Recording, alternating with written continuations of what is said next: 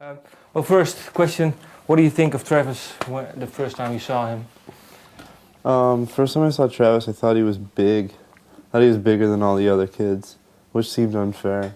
But I remember he had like a Rage Against the Machine shirt on, and I was really into that band at that particular time, and still today. But I think what appealed about Travis was that like he was like a like-minded music fan like myself, and when we first met, it was kind of like based around music, and it wasn't long after that before we started Gym Class Heroes. And what do you think? First time I saw Travis? No, I mean Gym Class Heroes. Oh, what did I think when Yeah. I saw them? Yeah. I thought that it was an amazing band. I mean, I remember the first time that I saw them, it was just after I'd finished playing a show with my other band, and I was in a really bad mood because it was a horrible show. But I remember thinking that, you know, even despite that, it was really, really creative, which was cool because I hadn't seen anything else like it.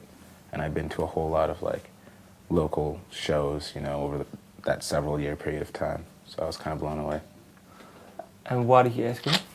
What's that? Why did you ask him or pick him to be? I just thought he was an awesome dude. I was a fan of his band at the time too. What was the band called? It's called Earl's Garage. It's kind of like a punk/rock band.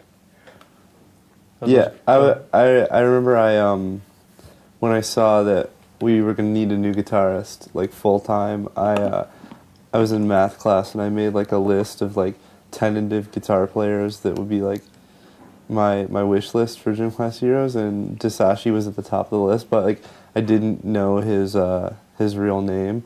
I just put like that dude from Earl's Garage. But yeah, and I knew him through a mutual friend. One of his bandmates actually recorded Gym Class Heroes a couple times, so that's how we eventually reached out to him to propose to him in a lifetime of marriage. And what did he say? He said, "I do." I do. Okay. That's Well, this is your new album, pretty new. Well, your last album, as School Children. How do you look back now on Papercut Chronicles? Do you still listen to it? Yeah, Once in a while? I mean, yeah, once in a while. Like,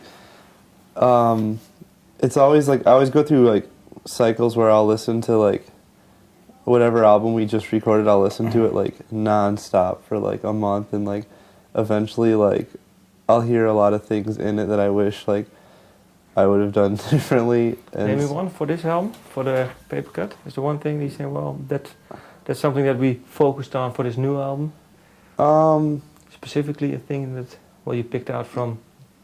Yeah, just like I don't know, just like drum fills or like little like misplaced things that could have been structured better. But I think that I don't remember the question. Oh yeah, with Papercut Chronicles, that was a much darker album, and like I mean we even did that at a time where we weren't signed to a label or anything, and we were just making it to pass around to our friends and stuff. So when we did that album, we did it all entirely on our own budget, and you know, we did it in the span of 3 to 4 days, and it was really like as low budget as an album can get. But I mean that was a special album because it ended up getting us signed, and then when we went to do As Cruel as School Children, we had, you know, like a decent budget for it, and like, you know, a 2 to 3 month time period to be in the studio, and we actually had producers to work on it with us. So I think that's why that album came out quite a bit more polished and refined.